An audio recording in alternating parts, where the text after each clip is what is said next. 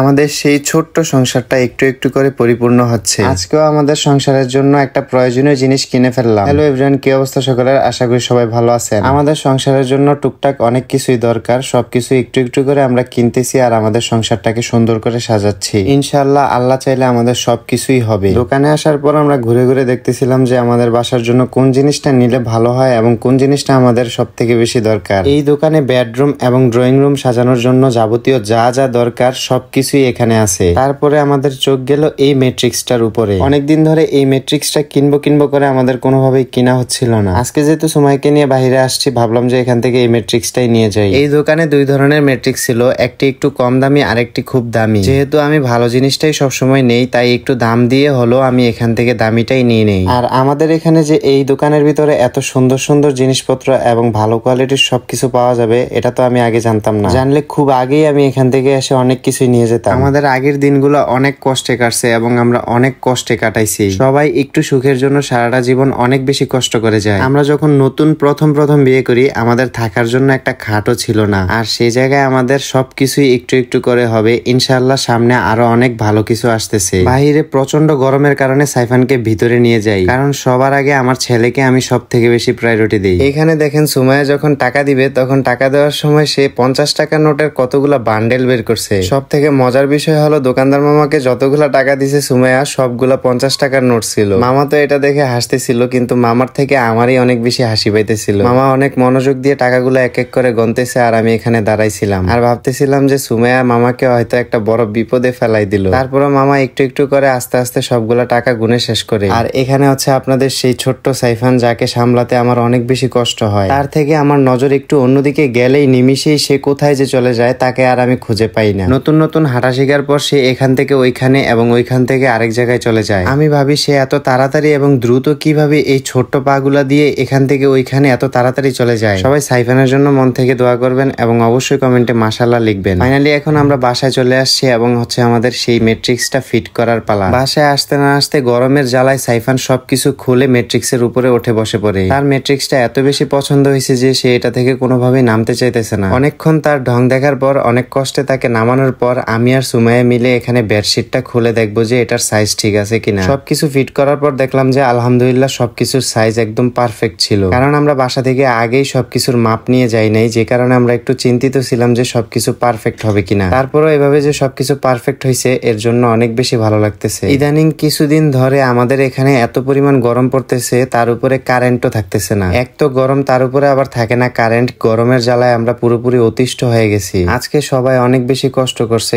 এখন আমরা হচ্ছে সবাই মিলে এখানে ঠান্ডা খাইতেছিলাম আর আমরা অনেক বেশি মজা করতেছিলাম। সেই সাথে সাইফান মজু বা কোক পেলে যে এত খুশি হয় এবং সেটা খাওয়ার জন্য পাগল হয়ে যায়। তাকে আমরা বাহিরের কোনো কিছুই খেতে দেই না, কোল্ড ড্রিঙ্কস তো দূরে থাক। তারপরও আমরা যেহেতু এখানে খাইতেছি, তাকে না দিয়ে আর পারলাম না। সো গাইজ, আপনারা যারা এখনো আমাদের ফেসবুক পেজটা ফলো করেন নাই, অবশ্যই একটা ফলো দিয়ে দিবেন। সবাই ভালো থাকবেন। আল্লাহ হাফেজ।